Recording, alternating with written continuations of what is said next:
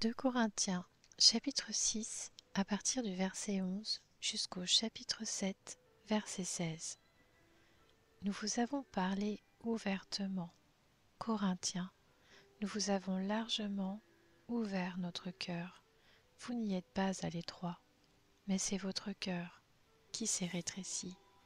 Rendez-nous l'appareil, je vous parle comme à mes enfants.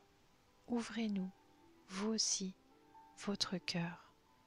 Ne formez pas un attelage disparate avec des incroyants. En effet, quelle relation y a-t-il entre la justice et le mal? Ou qu'y a-t-il de commun entre la lumière et les ténèbres? Quel accord y a-t-il entre Christ et le diable? Ou quelle part le croyant a-t-il avec l'incroyant? Quel rapport peut-il y avoir entre le temple de Dieu et les idoles? En effet, vous êtes le temple du Dieu vivant.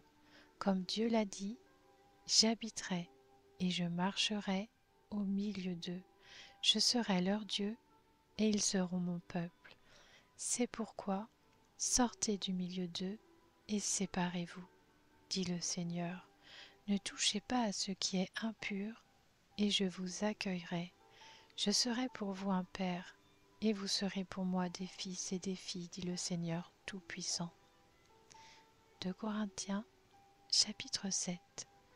Puisque nous avons de telles promesses, bien-aimés, purifions-nous de tout ce qui souille notre corps et notre esprit, et poursuivons jusqu'au bout la sainteté dans la crainte de Dieu. Faites-nous une place dans votre cœur. Nous n'avons fait de tort à personne, nous n'avons ruiné personne, nous n'avons exploité personne. Ce n'est pas pour vous condamner que je parle ainsi, car j'ai déjà dit que vous êtes dans notre cœur, à la vie et à la mort. J'ai une grande confiance en vous, j'ai toute raison d'être fier de vous, je suis pleinement réconforté, débordant de joie au milieu de toutes nos difficultés. Depuis notre arrivée en Macédoine, en effet, nous n'avons connu aucun repos. Nous étions au contraire pressés de toutes parts, lutte au dehors, crainte au dedans. Mais Dieu, qui réconforte ceux qui sont abattus, nous a encouragés par l'arrivée de Tite, et non seulement par son arrivée, mais encore par le réconfort qu'il avait reçu de vous. Il nous a raconté votre vive affection, vos larmes, votre zèle pour moi, de sorte que ma joie a été d'autant plus grande. Même si je vous ai attristé par ma lettre, je ne le regrette pas.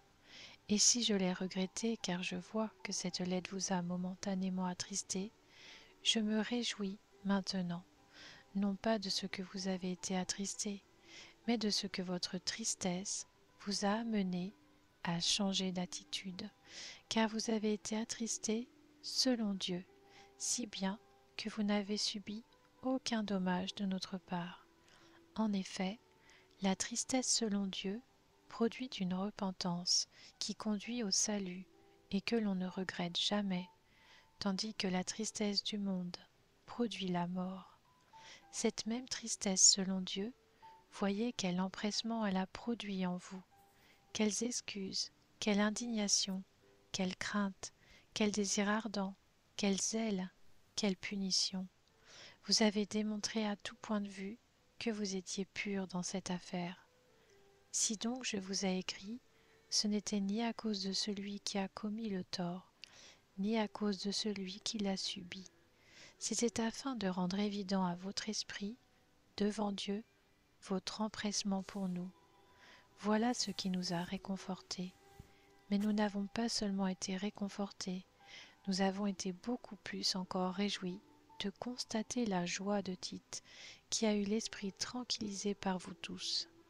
Si je me suis quelque peu vanté à votre sujet devant lui, je n'ai pas eu à en rougir, mais comme nous vous avons toujours dit la vérité, ce dont nous nous sommes montrés fiers auprès de Tite, s'est aussi trouvé être la vérité, et son affection pour vous est d'autant plus grande quand il se souvient de votre obéissance à tous et de l'accueil que vous lui avez réservé avec crainte et profond respect. Je me réjouis de pouvoir entièrement compter sur vous.